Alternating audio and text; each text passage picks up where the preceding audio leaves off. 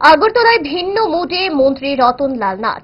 মহাকরণের সংবাদ মাধ্যমের সামনে আজ ধরা পড়ল এক ভিন্ন ধর্মী রতনলাল নাথকে। ধর্মীয় গ্রন্থ গীতার উদ্ধৃতি টেনে বললেন, যে যাই করুক ফেরত পেতে হবে, ফেরত তোমাকে পেতেই হবে। চলুন শুনিনি মন্ত্রীর বক্তব্যে বাম কংগ্রেসকে কৌশলে কিভাবে দাগিয়ে দিলেন, আর অহংকার নিয়েই বা কেমন অভিব্যক্তি ছিল মন্ত্রীর।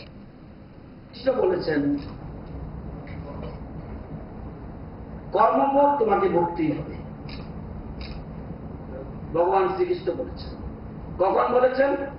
যখন কর্ণের রথ মাটিতে আটকে গেল, তখন কর্ণ নেমেছে, তার যে অস্ত্র রেখে নেমেছে, নেমে চাকা ঘুরাতে গেছে। তখন সাথে সাথে ভগবান শ্রীকৃষ্ণ অর্জুনকে বলছে, এখনই আঘাত করো। সাথে সাথে আঘাত করেছে।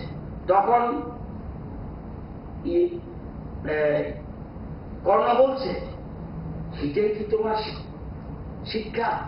একজন নিরস্ত্রকে তুমি আঘাত করো, এটাই কি তোমার বিচার? বলছে,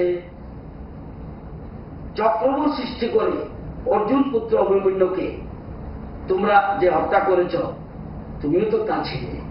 তখন তোমার এই ধর্মজ্ঞান কোথায় ছিল? এই জন্য ভগবান শ্রীকৃষ্ণ রেফারেন্স দিলাম, রবীন্দ্রনাথ ঠাকুরের রেফারেন্স দিলাম, আর বিজ্ঞানী নিউটনের রেফারেন্স দিলাম।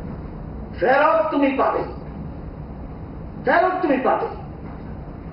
আমরা যে কথা বলি, এখনো যদি আমরা কিছু করি, আমাকে ফেরত পেতেই হবে। অন্য কোনো নামে, অন্য কোনো খামে ফেরত পাবে। ভালোবাসা দিলে প্রেম পাবেন, কষ্ট দিলে কষ্ট পাবেন। অত্যাচার করেছেন, অত্যাচার পাবেন। আমি বলি না কাউকে অত্যাচার করতে। এটা নিউটনের সূত্র পাবেনি। আমি কি করব? ভগবানও বলেছে, ধরে নিলাম ভগবান শ্রীকৃষ্ণ আমাদেরকে ধর্ম মানে না, ধরে নিলাম ভগবান বাদ দিন, ধরে নিলাম রবি ঠাকুর বলেছে। উনি কেন বলল? এবার বিজ্ঞানীও বলেছে।